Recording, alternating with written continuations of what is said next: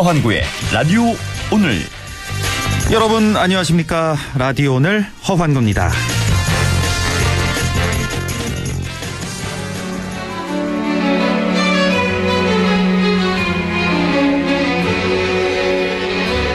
네, 오늘 한 주를 시작하는 월요일이었는데요. 모처럼 기분 좋은 소식으로 출발합니다.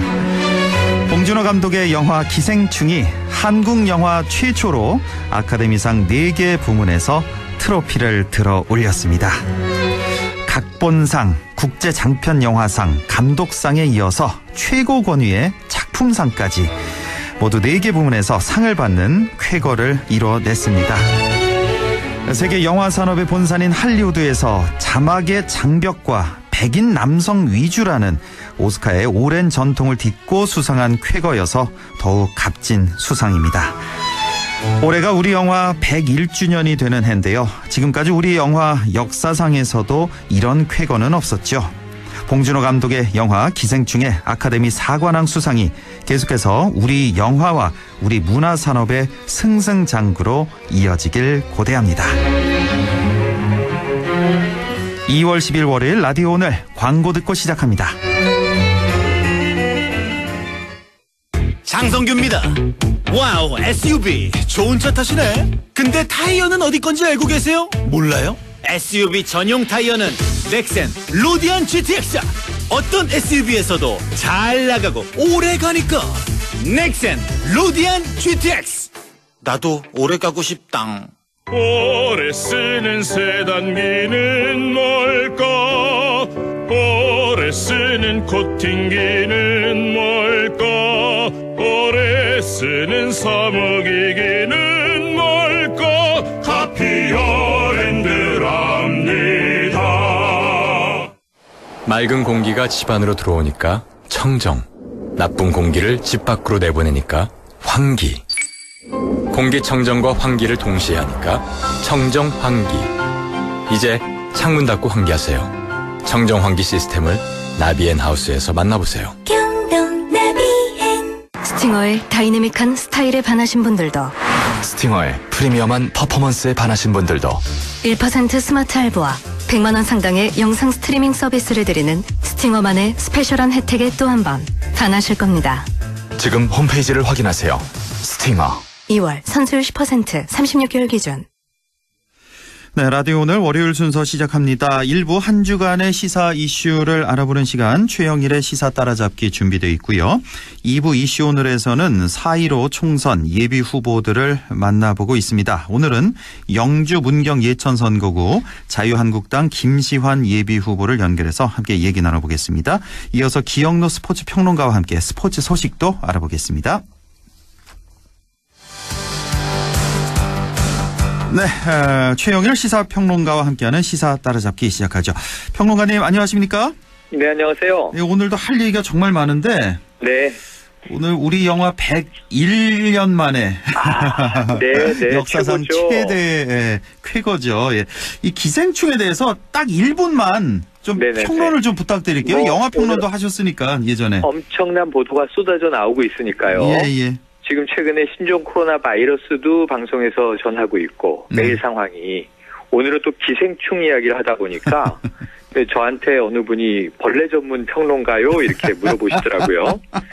기생충의 쾌거는 너무 기쁜 일인데 이제 아카데미에서 제 평생 생애에 헐리우드 영화를 이렇게 우러러보고 자라온 세대가 그러니까요. 작품상, 감독상, 각본상, 여기에 국제장편영화상까지 사관왕을 거머쥐는 걸 볼 줄은 상상도 못했습니다. 그러니까 모두 6개가 후보가 됐었잖아요. 이번에 올라갔는데 4개를 싹쓸이한 아마 거죠. 4개나 싹쓸이하리라고 예상한 사람 아마 없었을 것 같은데 이게 2개 많아야 3개. 작품상과 감독상을 동시에 수상한 사례가 오스카상 92년 역사상 3번째입니다. 아후, 그래요. 네, 뭐 이제 지옥의 묵시록 만들었던 프랜스 코폴라 감독 등 몇 명 없어요. 그런데다가 아시아권, 특히 한국 영화, 비영어권 영화가 수상한 것은 이 역사상 처음이라. 그래서 이성균 씨가 너무 놀라서 아까 인터뷰를 보니까 우리가 선을 넘을 줄 알았더니 아카데미가 선을 넘었더라. 봉준호 감독이 전에 이거 로컬 영화지 아니냐 이렇게 비하했던 걸 사과하면서 이미 장벽은 허물어져 있었던 것 같다. 그러니까 그 오스카상이 워낙 그 자막의 장벽도 있고 백인 남성 위주의 그런 장벽도 있고 맞아요. 네. 그런 상에서 지난번에 왜 황금 종려상도 받고 이번에 오스카상도 받고 이렇게 동시석권한 것도 뭐 역사상 없습니다. 두 번째라면서요. 네네네. 65년 전에 한 번 옛날에 있었고. 있었고요. 예. 네. 그 말씀하신 대로 유럽 영화상은 주로 예술성, 할리우드는 철저하게 상업성과 흥행성. 예. 근데 이 두 개를 다 갖춘 것은 이 영화적으로 힘든데 하나만 해도 대단한 건데 예. 지금 이 재개봉을 하게 되면 포스터에 상 이름만 찍고 끝이다. 지면이 없다. 이런 얘기가 나오는데요. 현재까지 57개 영화상을 휩쓸었거든요. 전 세계에. 근데 아직 더 남아 있어서. 더 있습니까? 이게 끝이 아니에요? 전 세계 지구를 돌면서 예. 70개 상을 수상할 것으로 예상이 됩니다. 아유, 예, 대단합니다. 네. 예, 뭐 영화계에 우리 올해는 이제 기생충이 있다면 우리 평론계에는 우리 최영일 평론가가 있어서 네, 벌레 평론가가 있는 거죠. 네. 오늘도 할 얘기가 워낙 많아서 네. 지금 뭐 최근에 신종 코로나 바이러스가 온 나라를 뒤덮은 가운데 네. 다가오는 총선 관련해서 이제 정치권 행보도 지금 아주 빨라지고 있는데 오늘은요, 예, 오늘 할 얘기가 많아서 황교안, 유승민 그리고 미래한국당 얘기까지는 꼭 좀 해보고 싶거든요. 먼저 그리고 뭉뚱그려서 해야죠. 예, 황교안 대표 종로 출마 선언했는데 자, 우리 최영일 평론가께서는 어떻게 보셨고 또 앞으로 전망은 또 어떻게 하십니까? 중앙권 미디어들에서 정치 평론하면서 네. 저만 거의 유일하게 종로 출마한다. 그거는 황 대표가 너무너무 나오기 싫은 거는 뭐 그냥 눈에 보이는 사안인데 예. 이게 외통수에 걸렸기 때문에 나오지 않을 수 없다. 황 대표는 지금 세 가지가 있거든요. 본인 지역구에 출마해서 이겨야죠. 네.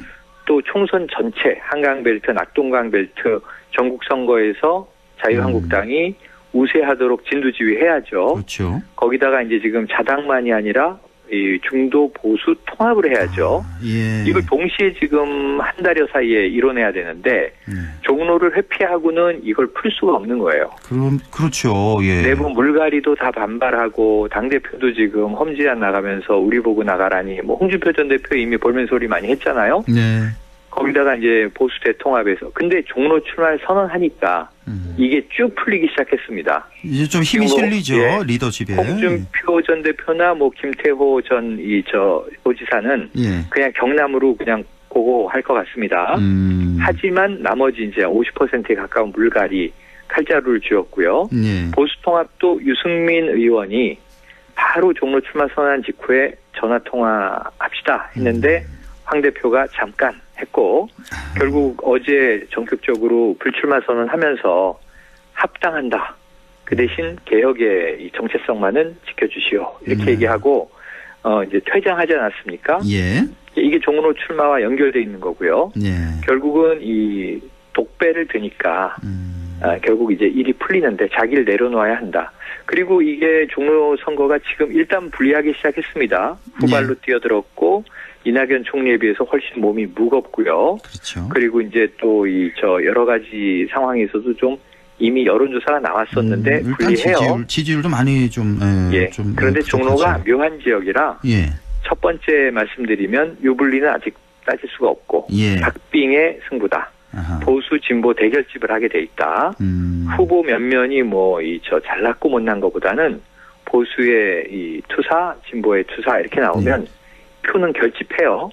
그래서 박빙 승부에서 중도 표심을 누가 가져오느냐. 이건 마지막에 결정 날 거고요. 지금 왜 차기 대선 후보 지지도에서 한 이낙연 전 총리가 한 30%, 황교안 대표가 한 10% 뭐 이 정도 나오지만 이건 아무 의미 없는 거죠? 총선에서는. 예. 네, 아무 의미 없고. 예. 두 번째로는 그럼 지면 대권 못 나오느냐? 그것도 아닙니다. 아. 종로를 보면요.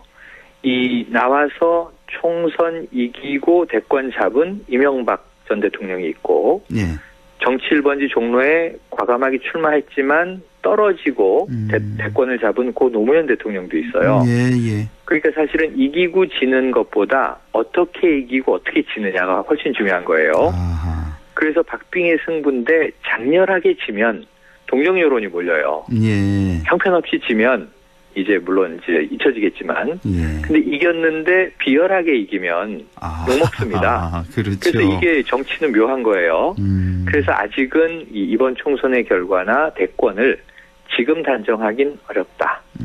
그래서 지금 아까 하셨던 대로 연결돼 있는 게 보수 대통합이 이루어지면 황교안 대표는 어쨌든 공을 또 세우는 겁니다. 예. 근데 보수 대통합은 표면적으로는 될 것 같아요.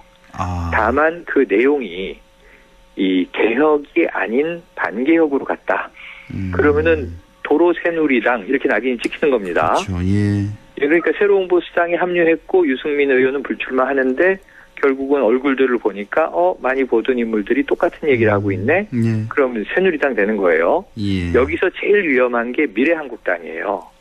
전 이건 지금 이 꼼수의 묘수로 대응한다 이런 얘기를 하면서 비례 위성정당을 만들었습니다만 예. 여기는 어떻게 되냐면 한선교 대표가 결국은 하명 창당 아니냐 이런 이제 비난을 받고 있습니다만 그러니까요. 전권을 내가 갖겠다는 거거든요. 한선교 대표는 대표적인 친박이죠. 그렇죠. 불출마 선언하면서도 이 박근혜 전 대통령을 생각하면서 눈물을 흘렸는데 네. 그럼 비례 순번을 어떤 인물로 채울 것이냐.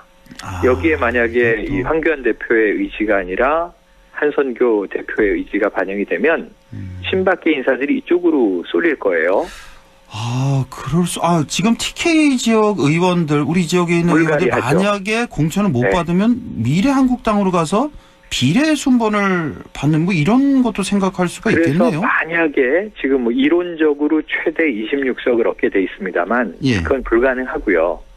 그래도 선방할 것 같습니다. 한 10석 이상은 얻을 것 같아요. 10석, 12석, 15석 점치고 있는데 그러면 준연동형 적용해서 오히려 가장 혜택을 받는 당이 돼버려요. 이게 또 난센스네. 또. 예. 근데 여기에 이제 친박이 다 몰려서 합당하기 위해 만든 정당이잖아요. 예. 그럼 이제 보수 통합당으로 이름이 결정되건 통합신당으로 결정되건 이제 다른 이름이 되건 새로운 보수 대통합당의 미래한국당도 다시 돌아올 텐데 결국은 총선에서 공천에서 쳐낸 친박 계파가 다시 위성정당으로 돌아오는 꼴이니 제가 보기에는 그땐 정말 이게 도로 새누리당이 아닌가. 결국은 친박을 쳐내는 척했지만 비례의원들로 돌아와 버렸다. 그럼 이 안에서는 또 싸워야 되는 거고. 그렇죠. 이건 누구에게 독이 되냐면 황교안 대표의 리더십이 결국 머리를 쓰고 위성정당도 만들고 물갈이도 하고 그리고 이제 종로 출마도 하고 했는데 이 여러 가지 복합적 결과가 차기 대권에 중차대한 영향을 미치게 될 것이다.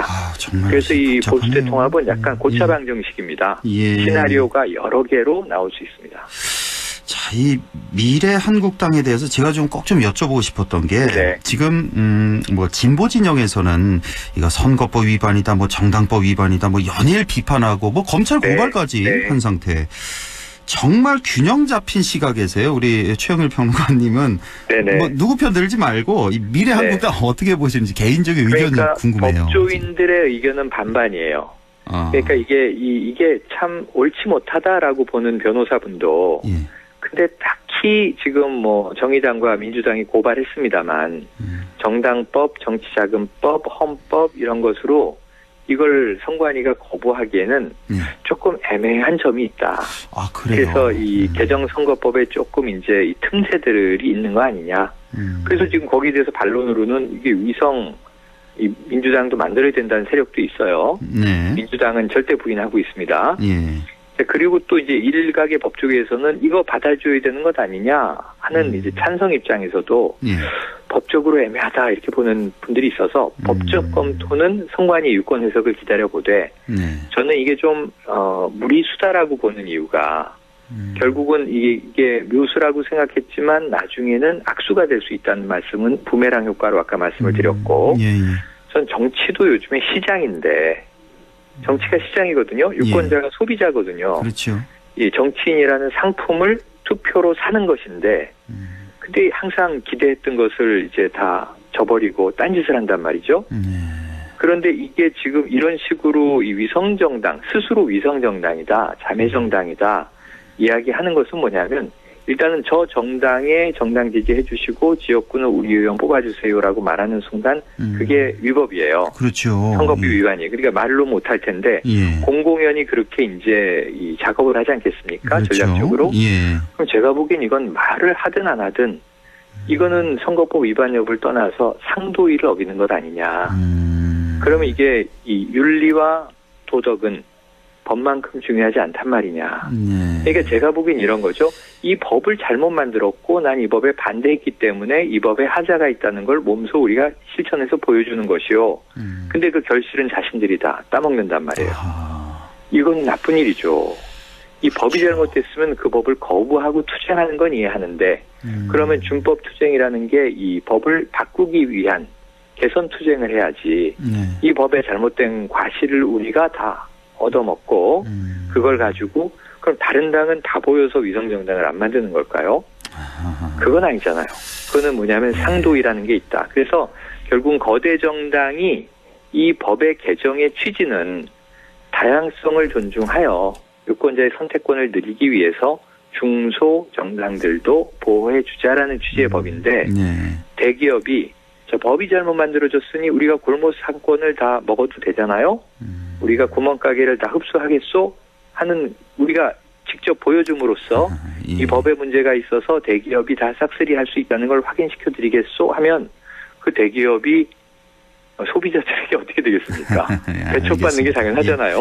예. 그래서 제가 보기엔 그런 이게 상도위와 정치 시장의 윤리로 봤을 때 조금 이건 문제가 있다. 지금 뭐 이것을 너무 공공연히 주장하는 것은 참 정치하는 분들이 너무 좀 아나무인이다 하는 안타까운 생각이 드네요. 자유한국당 입장에서는 좀 뭐 쓴소리 좀 가슴 아픈 소리가 될 수도 있는데 이런 시각도 있다는 거 분명히 좀 많이 이야기 알아둘 필요가 개념치 않으시더라고요. 있을 것 같고. 네, 자, 그리고 유승민 의원에 대해서도 한 가지만 좀 여쭤보고 싶은 게 지금 뭐 불출마 선언하면서 본인은 모두 내려놓고 뭐 보수 통합의 어떤 그런 명분을 내걸었는데 우리 평론가의 시점에서는 이거 어떻게 해석을 하시는지 뭐 백기투항한 겁니까? 이거 어떻게 된 겁니까? 배경이? 사실상 백기투항입니다. 그렇게 봐야 될까요? 황교안 대표에게는 이제 더 이상 새로운 보수당이 개혁을 이끌고 갈 동력이 없는 거고요. 그래서 마지막으로 이제 피를 토하면서 내가 배지를 던질 테니 우리 새로운 보수당 동지들과 이들의 개혁 의지를 좀 받아달라. 이게 백기투항이고요. 민주당은 묘한 얘기를 했죠. 참으로 영리한 회피 전략이다. 책임 회피다. 지금 대구 동구을이죠? 지역구가. 대구 동구을인데 거기서도 뭐 그렇게 안 좋다면서요? 어렵습니다. 여론이. 어렵고요. 어려워요. 유승민 의원은 수도권으로 올라오면 이 젊은 중도 보수층의 지지를 상당히 받을 수 있는데 그렇죠. 왜 대권을 향한 승부수, 포석이라는 이야기가 자꾸 나오는 거냐면 수도권이나 다른 데 와도 돼요. 험지로 나가는 제스처를 취하면서 본인은 또 원내 입성하고 또 수도권 의원으로 다른 이제 새로움을 좀 도모할 수 있겠으나 보수 정치인으로는 TK의 버림을 받아서는 안 된다는 겁니다. 그래서 어제 불출마의 변에 제일 마지막 말이 저는 딱 귀에 꽂혔는데요. 어떤 말이요? 대구의 아들로 남고 싶습니다. 끝까지 마지막까지. 그러니까 TK의 뿌리를 저는 거두지 않겠다 이런 얘기거든요. 그러니까 이번에 불출마 또 보수 합당 이런 것들로 TK 지역에서는 조금 민심이 많이는 아니고 조금 유지될 것 같아요. 그리고 나서 앞으로 백의종군 하면서 또 이제 정치적 바탕을 깔아오다가 적정 시점에는 칼을 뽑지 않겠는가. 뭐 노병과 마찬가지로 정치인은 잠시 사라지지 결코 죽지 않는 것 같습니다. 알겠습니다. 지금까지 최영일 시사평론가와 함께했습니다. 고맙습니다. 네, 고맙습니다. 네, 라디오는 잠시 후 2부에서 뵙겠습니다.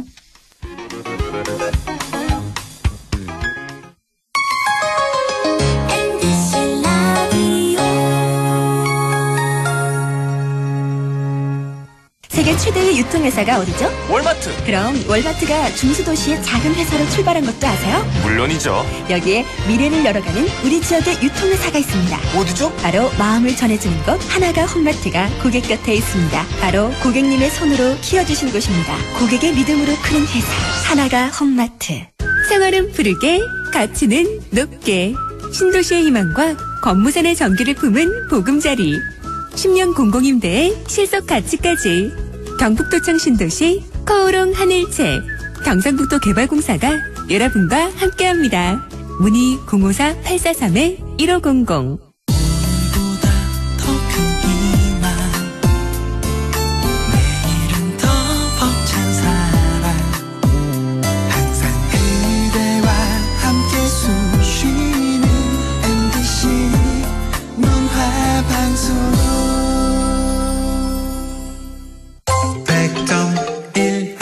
라디오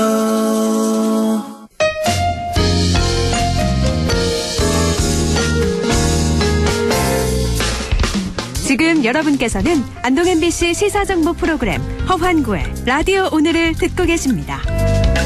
저는 사생결담 강재입니다.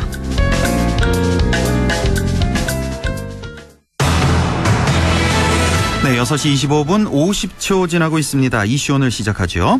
21대 총선 오늘로 꼭 65일 앞으로 다가왔습니다. 우리 지역에는 어떤 후보들이 나와서 경쟁을 펼치게 될지 알아보죠. 오늘은 영주 문경 예천선거구 자유한국당 김시환 예비후보를 만나보겠습니다. 김시환 후보님 안녕하십니까? 네, 안녕하십니까. 예, 반갑습니다. 우선 잘 모르시는 분들을 위해서 우리 김시환 후보님 본인 소개를 좀 간략히 해주시죠. 네, 저는 1950년 1월 15일생으로요. 네. 예천에서 출생하여 안동교육대학을 졸업했습니다. 네. 초등학교 교사 생활을 8년 정도 한 것이 경력의 전부입니다. 철학에 관심이 많으며 가끔 시와 수필을 씁니다. 하나님으로부터 받은 계시에 대하여 연구하는 과정에서 신학을 공부했습니다. 네. 국가적인 사명을 이룩할 목적으로 정부에서 사생활을 희생시켰으므로 운동생활을 하며 구도자의 길을 걸었습니다.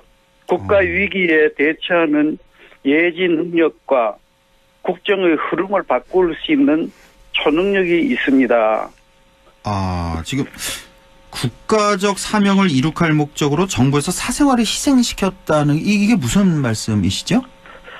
글쎄 말이죠. 저도 이 문제가 이해가 되지 않아서 굉장히 참 어려움도 겪었고 정신적인 갈등도 가졌는데 예. 안동교육대학을 졸업하고 초등학교 교사로 초임 발령을 받자마자 예. 청와대에서 찾아와 가지고요. 예. 신분을 밝힐 수 없을 정도로 고귀한 분의 명을 받아왔으니 예. 문제 교사가 되어 벽지로 가라 이런 요구를 했습니다. 무슨 이유를 들면서 좀 이해가 좀 안 되는데 초등 교사 생활 하고 있는데 갑자기 와서 벽지로 가라고요? 예, 교직에 발령받은 지 한 1개월 정도 지나고 난 후였습니다. 그래서 저는 도무지 그거를 이해를 할 수가 없었죠. 그러나 나중에 알아보니까 치밀한 어떤 정치적인 계산과 계획이 있었던 것 같습니다. 그렇습니다. 이건 이 얘기는 다음에 좀 자세히 좀 여쭤보고. 자, 일단, 이번에 이제 예비 후보 등록을 하셨는데, 이번에 총선에 나가기로 결심하시게 된 배경 좀 설명해 주시죠. 그 배경이라면은, 초임 발령 받았을 때 청와대에서 찾아온 그 일부터 시작이 됩니다만은 원래 동기는 그렇게 있습니다. 그 이유는 예. 제가 66년 10월 말경에 하나님 계시를 받습니다. 그 계시에 의해 가지고 경부고속도로 건설이 된 것이 주 원인이었습니다. 그래서 정부에서는 하나님의 계시를 활용하기 위하여 제가 이제 학교를 졸업하고 사회인이 되기가 무섭게 청와대의 요구로 나를 희생시키고 사회로부터 격리를 시킨 거죠. 그래서 저로 하여금 정치적인 측면에서 아주 깊이 연구할 수 있는 그런 어떤 환경으로 저를 몰아갔던 것입니다. 잠깐만요. 지금 66년이면 이제 16살 때잖아요. 우리 김시환 후보님. 그때 하나님 계시를 받았다고요? 네네. 계시를 받고 경부고속도로가 건설이 계획이 됐다고요? 네. 그래서 제가 직접 이 일에 참여한 건 아니고요. 예. 그 자리에 성철 스님이 있었습니다.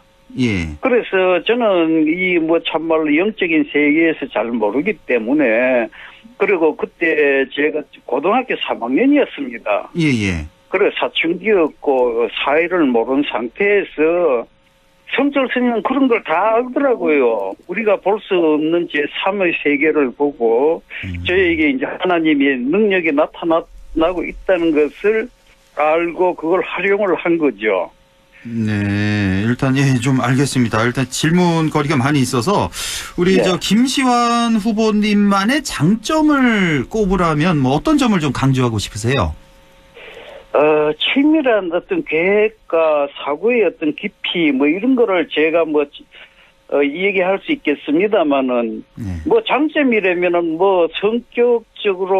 성격상으로도 생각할 수가 있겠고 여러 측면으로 생각할 수 있겠는데 남이 갖지 않은 이런 어떤 계시 어떤 재능을 이제 제가 받았다는 게 이제 장점이라면은 장점이고 그렇습니다. 예. 하나님 계시의 능력이 있다는 거, 말씀을 해주셨고, 자, 일단 우리가 지금 계속해서 쭉 인터뷰를 하고 있는데, 영주 문경 예천 선거구 같은 경우는 우리가 이미 인터뷰한 자유한국당의 이제 장윤석 전 의원이 후보로 나와 있고, 우리 김시환 후보님 계시고, 신대경 후보도 있고, 일단 현역 또 최규일 후보도 있고요, 의원도 있고. 당내 경선이 참 치열할 텐데 이거 좀 어떻게 자신은 있으세요? 어떻게 전망하세요? 제 재능이 참 인정이 된다면은 제가 현재 시국에서 절대적으로 필요하다 이렇게 저는 생각을 하고 있습니다. 네. 그런데 제가 참말 초임지에서 그렇게 사고를 문제 교사로 만들어가지고 벽지로 보내고 난 후에도 유경수 여사도 찾아왔고 75년도에는 박정희 대통령이 또 찾아옵니다. 그 이유는 그때 시국을 감당하기 힘든 어떤 정치적인 상황이 있었거든요. 그런데 이 문제를 해결하기 위해서는 초자연적인 그런 힘에 의존하지 않고는 해결할 수 없는 그런 부분이 있습니다. 그것 때문에 그분들이 찾아왔고 지금 현재 상황도 그때와 비슷하게 흘러가고 있지 않나 이렇게 생각을 할 때에 제가 참 현 시국을 타개하기 위해서는 절대적으로 필요한 위치에 있다 이렇게 생각을 하고 있습니다. 예, 일단은 남들이 갖지 않은 하느님 계시의 능력이라든지 예지력이라든지 이런 걸 갖고 있다 이런 말씀이시고 75년도에 그 당시 이제 박정희 대통령 집권 시절이잖아요. 네, 박정희 그렇죠. 대통령도 찾아오고 유경수 여사도 직접 우리 김시환 후보님을 찾아왔다고요? 네네.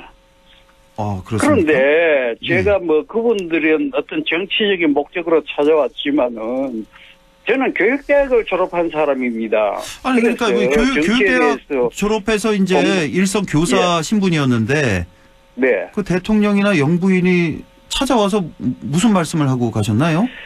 그래요. 영부인은 72년도 4월 말경이었었는데 대통령이 전용기를 타고 저희들을 이제 대구에 불러내서 동천 K2 기지사령부 이제 비행장에서 만났습니다. 그런데 그분이 저를 딱 지목해가지고 이 사람이 정치적으로 매우 중요한 위치에 있다. 이 말씀 한마디만 하고 가셨어요. 그리고 나중을 약속을 했지만은 저는 그냥 아주 초임 발령을 받았고 현실적으로 사회에 대해서 전 이해도 할 수 없었고 이제 적응하는 방법을 찾아가는 그런 상황이었습니다. 그래서 그런 분들이 하는 일에 대해서 재고를 할 수 있는 그런 여유도 없었고 식견도 없었고 또 정치를 공부한 바도 없었고 이랬기 때문에 제 하는 일만 충실을 하려고 노력했을 뿐이지. 그러나 그 결과가 결국은 그분들의 처를 외면하는 그런 결과가 되어버렸습니다. 알겠습니다. 자, 지금 영주 문경 예천 지역에 가장 시급한 현안은 무엇이라고 생각하십니까? 그런데 경제적으로 너무 침체돼 있네요. 예. 너무 침체돼 있어가지고 예.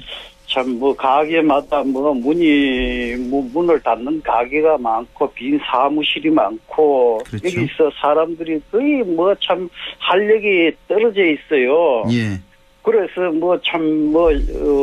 시청이나 군청에서 어떻게 일용직이라도 어떻게 근로직이라도 줬으면 하는 이런 바람으로 굉장히 좀 어려워하는 이런 모습이 보입니다. 네. 이런 걸 봤을 때에 뭔가 정책적으로 다시 제고하고 개선해야 될 그런 부분이 있다 이렇게 생각을 합니다. 지역 경제 침체 가장 큰 현안이라는 네네. 말씀이시고 시간 관계상 이제 공약은 다음 기회에 좀 하도록 하고 좀 여쭤보고 싶은 게 지금 지역에는 왜 영주댐 문제도 있고 석포제련소 같은 환경 문제가 산적해 있잖아요. 네네. 이런 부분에 대해서는 어떻게 생각하세요? 글쎄요. 그래서 여기에 대해서 잠시 살펴봤는데 저는 참 여기에 대해서 전공 분야도 아니고 이렇기 때문에 이래 언뜻 보여지는 견지로는 영주댐의 경우는 사전에 어떤 치밀한 점검을 하지 않음으로 해가지고 생긴 어떤 실패한 국토개발인 것 같습니다. 그래서 이런 문제라면은 지금 철거를 하느냐 마느냐 이런 여론도 있고 한데 제 생각에는 막대한 경비를 들여가지고 비용을 들여 만든 그런 댐을 또 그냥 철거해버린다는 것도 좀 문제가 있을 것 같아요. 그래서 이거를 현 상태에서 최대한 보수를 하고 수리를 하고 해서 활용을 하는 쪽으로 노력을 해보고 정 안 되면 말이죠. 실패한 어떤 정책의 일면으로서 기감을 가질 수 있는 어떤 교육의 장으로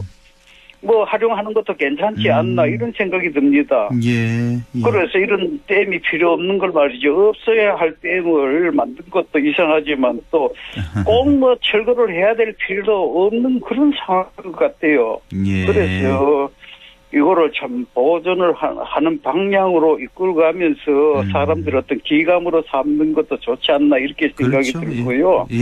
석포 재련소 중금속 오염의 경우는 이거는 참말로 방치할 수 없는 현안 문제입니다. 오염으로 인해 가지고 악취까지 생길 정도면은 이 문제를 해결을 하고 나서 재련 작업을 하고 그래서 선조치 후 활용의 어떤 방향으로 가야지. 이거를 방치한 채 그냥 유야무야하게 넘어간다면은 이건 환경 오염에 대한 불감증으로 굉장히 범죄 행위에 가까운 어떤 그런 결과를 초래할 수도 있을 것 같습니다. 알겠습니다. 그래서 이 공장이라면은 세계적으로 참 큰 공장인데 이런 거를 철거한다는 것도 그건 절대 쉽지 않은 문제고 이런 문제 같으면 어떤 행정적인 조치로 해가지고 벌금을 물린다거나 정지시킨다거나 휴업을 시킨다거나 이런 것보다도 정부의 행정적인 가감한 지원을 해가지고 환경 오염에 대한 완벽한 조치를 한 후에 가동하는 방향을 하는 것이 실업자 구제 정책에도 많은 도움이 되고 국익에도 많은 이익이 올 것 같습니다. 알겠습니다. 이제 끝으로 덧붙이고 싶은 말씀 좀 간단히 좀 정리해 주시죠. 네. 지금 우리들은 참 사실 상식을 벗어난 사회에 살고 있습니다.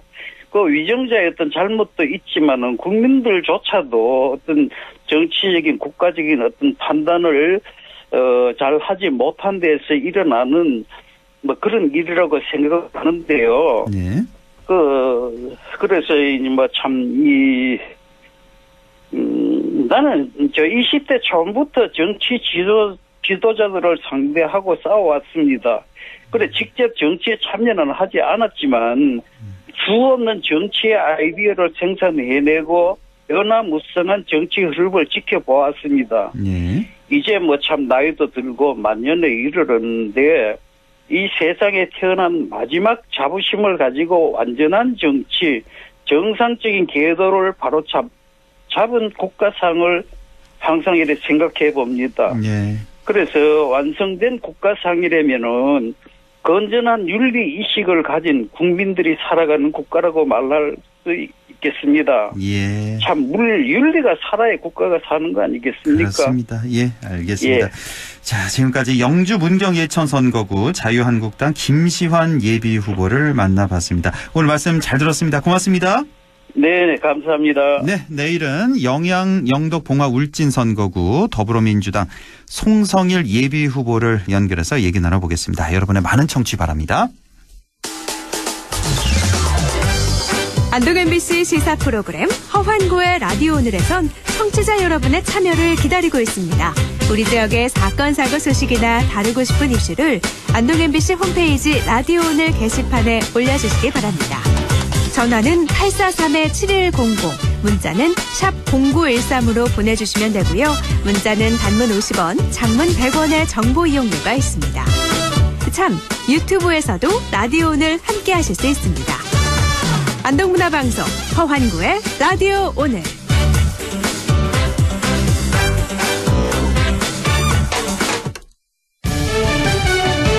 네, 스포츠 리뷰 기영로 스포츠 평론가 만나보겠습니다. 안녕하십니까? 네, 안녕하세요. 네, 오늘 할 얘기가 많아서요. 우리 그 상주 상무하고 삼성 라이온즈 소식 좀 간단히 좀 알아볼까요?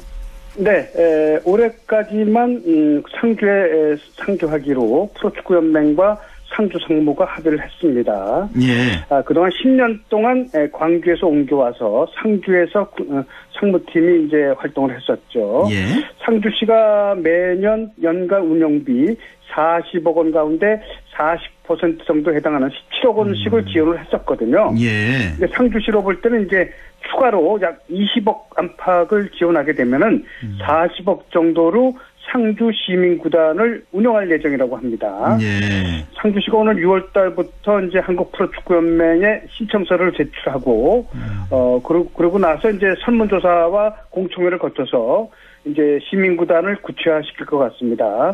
이게 이제 창단이 확정되면은 예. 광주FC와 충남 아산 프로축구단에 이어서 군팀 또 경찰팀에 이어서 세 번째로 시민구단이 탄생하게 되는 겁니다. 예. 구자욱 선수가 구단과 합의를 끝냈습니다. 아, 그래요? 마지막 예. 남았었잖아요, 구자욱 선수가. 네, 그렇습니다. 예. 마지막 남았었는데 연봉 3억에서 구단은 처음에는 4천만 원 깎아서 2억 6천만 원까지 내려갔다가 예. 1천만 원 올려서 2,700만 원을 준다고 했더니 2억 7천만 구자욱 원? 선수는 동결해달라 끝까지 버텼었거든요. 예. 근데 결국은 합의를 봤는데 연봉은 2천만 원만 깎는 2억 8천만 원으로 하고 나머지 2천만 원은 인센티브로 하기로 했습니다. 아, 그래요? 그러니까 올해 2할 6분 7리로 타율이 떨어졌으니까 3할을 다시 치고 홈런을 또 20개 가까이 치게 되면은 2천만 원을 더 주는 걸로 이렇게 인센티브 계약을 했습니다. 예. 제가 볼 때 깎는 건 좀 심했어요. 그동안 3할 때 치면서 삼성의 간판 타자로 활약했었는데 그러니까요. 지난해 타격 폼을 약간 바꾸느라고 약간 부진했었는데 예. 한 번 부진한 걸 그렇게 그동안 올려줄 때는 찔끔찔끔 올려주더니 이번에 깎았기 때문에 아마 삼성 팬들이라든지 프로야구를 조금 아는 사람들은 구자욱이 주장이 거의 일리가 있다 이렇게 보고 있었어요. 네. 결국은 구자욱 선수가 조금만 열심히 하면은 3억 동결되는 연봉을 받을 수 있게 됐는데 13일 날 오키나와 캠프에 합류하게 됩니다. 근데 허삼영 감독이 구자욱 선수가 타격보다는 수비가 조금 약하잖아요. 예. 그러니까 우익수로 돌리고 좌익수를 김원건 선수로 바꾸는 걸로 생각을 해보고 있다고 합니다. 그러니까 김원건 선수는 이제 수비가 좋잖아요. 그러니까 김한권 선수를 좌익수로 돌리고 구자욱을 우익수로 해서 수비 부담을 덜어준다는 얘기입니다. 이건 스프링 캠프를 거쳐봐야지만 확정하게 됩니다. 그렇군요. 자, 여자 농구 소식이 들어와서요. 2008년 베이징 올림픽 이후에 12년 만에 2020 도쿄올림픽 출전권을 확보했네요. 아주 가까스로 확보를 했어요. 예. 이문규 감독이 선택과 집중을 한 결과예요. 결과는 좋았습니다만은 패할 때 너무 비참하게 졌기 때문에 농구 팬들의 좀 항의도 좀 많이 있어요. 이 가장 중요한 영국을 꼭 잡아야 된다. 예. 다른 두 경기는 져도 좋다. 이렇게 생각했던 모양이에요. 예. 그래서 북한 스포츠가 흔히 하는 선택과 집중. 그러니까 금메달 딸 만한 종목을 선택해서 거기서도 또 금메달 딸 만한 선수만 집중 육성하는 그런 거거든요. 네. 이문규 감독도 역시 영국전에 총력전 펴고 중국과 스페인전은 거의 포기하는 걸로 그러니까요. 해서 영국을 72대 69로 3점 차로 이기지 않았습니까? 아주 극적으로. 3점 차로 이겼어요. 예. 가까스로 82대 79로 예. 3점 차로 이겼는데 이 스페인한테는 40점 가깝게 또 중국한테는 40점 차로 패하지 않았습니까? 예. 이게 본선에서 어떻게 활용되는 거냐? 본선에서는 이제 좀 체력도 충분히 보강을 하고 또 키 큰 선수들도 뽑고 뭐 해서 경쟁력 있는 선수를 뽑아가면은 또 한 번 8강 이상에 오르는 것이 아니냐. 근데 본선 12나라가 모두 결정이 됐어요. 예. 개최국 일본을 비롯해서 중국, 우리나라, 스페인, 호주, 벨기에, 프랑스, 나이지리아, 캐나다, 세르비아, 푸에르토리코, 미국인데 우리보다 랭킹이 낮은 나라는 푸에르토리코 하나예요. 아, 그러니까 그래요. 지금 객관적으로 볼 때는 12 내지 11위 정도거든요. 요걸 갖다가 이제 선수 선발을 다시 하고 또한 그 선택과 집중을 하지 말고 예. 모든 경기를 마지막으로 생각하고 총력전을 펴게 되면은 다시 한번 또 8강까지 갈 수 있는 것이 아니냐. 일단 기대를 8강이 하고 있습니다만은 목표군요. 어쨌든 이번에 선택과 집중해서 출전권을 12년 만에 따내기는 했습니다. 아, 올림픽에서 과연 1승을 올릴 수 있을지, 또 1승하면 또 8강도 또 가능성이 있긴 있으니까요. 예, 좀 네. 지켜보도록 하고. 그나저나 지금까지 보면요. 예. 그래서 야구, 남자 축구, 예. 7인제 럭비, 여자 핸드볼, 여자 배구에 이어서 이번에 여자 농구가 이제 본선에 올라갔어요. 올림픽. 예. 남자 배구가 완전히 실패했고요. 예. 또한 여자 축구와 남자 핸드볼은 이제 또 3, 4월 달에 마지막 예선이 또 있습니다. 우리 여자 농구가 참 예전에 뭐 박찬숙, 정은순 뭐 이렇게 있을 때는 꽤 잘하고 올림픽에서 은메달도 따지 않았나요? 그런 또 네, 기억이 84년 있는데. LA 올림픽 때 은메달까지 LA 올림픽 땄었고요. 때. 예. 그때 멤버가 이제 박찬숙 멤버입니다. 그러니까요. 김하순 선수도 있었고요. 김하순. 예. 뭐 그리고 79년 세계 선수권대회 박신자 있을 때는 은메달을 땄었죠. 그랬군요. 2m 15에 구소련의 세메노바 선수가 있는데도 불구하고 박신자 선수가 MVP가 됐어요. 최고 그랬나요? 센터상. 네, 1m 76밖에 안 되는데 예. 과거에 아주 화려했죠. 그러니까요. 뭐 아시아 정상은 물론이고 세계 4강 안에 거의 매번 들고 했었는데 예. 최근에 팀도 6개밖에 안 되지만 하여튼 한국 여자 농구가 많이 쪼그라든 것은 사실입니다. 그렇죠? 예. 그나저나 신종 코로나 바이러스 때문에 지금 도쿄올림픽이 잘 열릴지 좀 걱정이 되는데 좀 어떻습니까? 저는 IOC가 절대로 연다고 봐요. 절대 무슨 일이 있어도 연다 일단은. 어떤 일이 있어도 IOC는 사실 뭐 라이터 하나 생산하지 못하는 단체 아니에요. 예. 올림픽 열지 못하면은 그냥 사실 사라집니다. 세계올림픽위원회. 올림픽으로 해서 모든 것을 꾸려나가고 모든 파워도 생기고 올림픽에 올인하는 겁니다. 예. 그래서 아마 웬만하면은 뭐 전쟁이 발발하지 않는 한 IOC는 올림픽을 연다. 열립니다. 그거는 뭐 일본도 개최국 일본도 마찬가지 입장이겠고요. 그렇죠. 무조건 열겠고. 이번 올림픽을 계기로 해서 다시 한번 잃어버린 20년을 되찾고 그렇죠. 다시 한번 미국과 중국한테 빼앗겼던 여러 가지 헤게모니를 다시 찾으려고 하는 거 아닙니까? 올림픽을 통해서. 엄청난 돈을 투자를 했고 또 엄청난 많은 총력전을 기울이고 아베도 사실 반은 목숨을 걸고 있어요. 그러니까요. 그래서 사실상은 아마 이 신종 코로나가 12월 1월 달에 발생한 것을 오히려 다행으로 여기는 이게 이제 날씨가 더워지면은 좀 수그러들 가능성이 높거든요. 예. 그리고 올림픽은 이제까지 딱 3번 취소가 됐었는데 1916년은 1차 세계대전, 1940년과 44년은 2차 세계대전. 이 전쟁 아니면 딱 했잖아요. 그렇네요. 예. 그러니까 72년 그 검은고울단 사건이 나서도 그대로 또 사람이 많이 12명이나 죽었는데도 그대로 계속 했잖아요. 그러니까 일본과 IOC는 뭐 대회 취소 연기는 지금 현재까지는 전혀 고려하지 않고 오히려 신종 코로나 감염증 확산 대책본부까지 도쿄올림픽 조직위원회는 만들었고 예. IOC는 취소 연기 생각지도 않고 있다 이렇게 발표를 하고 있습니다. 알겠습니다. 자, 피겨 스케이팅 이제 4대륙 선수권 대회가 목동 링크에서 펼쳐졌는데 저는 유영 선수 아주 유심히 좀 봤는데 우리 기영래 평론가 어떻게 보시는지 모르겠는데 제가 보기에는 점프라든지 뭐 유연성 같은 건 김연아보다 오히려 나은 것 같고 표현력, 뭐 예술성 이런 것만 좀 더 보완하면 제2의 김연아 가능성이 있을 것 같은데 어떻게 보셨어요? 팔다리 긴 것도 또 그러니까요. 예, 팔다리 이게 굉장히 유리하거든요. 예, 짧으면 안 돼요. 예. 그런데 예. 한 가지 딱 김연아 선수하고 다른 게 있어요. 다른 거 어떤 거요? 이 구소련이 예. 피겨 세계 최강국이에요. 그렇죠. 옛날부터. 예. 동계올림픽 1924년 파리올림픽부터. 근데 예. 여자 피겨 싱글은 금메달이 하나도 없었거든요. 그동안에 네. 근데 이제 그걸 김연아 선수한테 뺏은 거 아니에요. 소치 그렇죠. 동계올림픽 때. 예. 네. 이게 억지로 뺏은 거거든요. 억지로, 예. 그게 누가 봐도 한 번도 김연아가 따지 잘하는데. 못했기 때문에 이걸 터닝 포인트로 만든 거예요. 워낙 예. 세계 최강인데도 불구하고 이상하게 여자 싱글은 없었어요. 그동안 페어 종목, 남자 싱글, 뭐 아이스 댄싱 다 휩쓸었거든요. 예. 근데 이제 김연아 선수를 이제 하나 뺏고 나서 이제 그다음에 또 평창 동계올림픽 때도 가져갔잖아요. 자기 근데 지금 피겨는 전 세계적으로 돈이 없으면 못하는 종목이에요. 그렇죠. 예. 그렇죠. 예. 코치 사야 되죠. 프로그램 사야 되죠. 예. 배경음악 사야 되죠. 얼음판 사야 되죠. 다 돈이에요. 그렇죠. 우리나라도 마찬가지예요. 근데 구소련은 정부에서 대줘요. 그래서 차원에서. 지금 랭킹을 보면요. 예.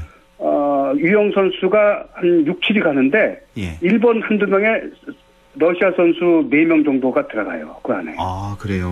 그러니까 이번에 4대륙이니까 러시아가 출전하지 않았잖아요. 예. 근데 김연아 선수 전성기 때는 러시아 선수가 좀 약했거든요. 네.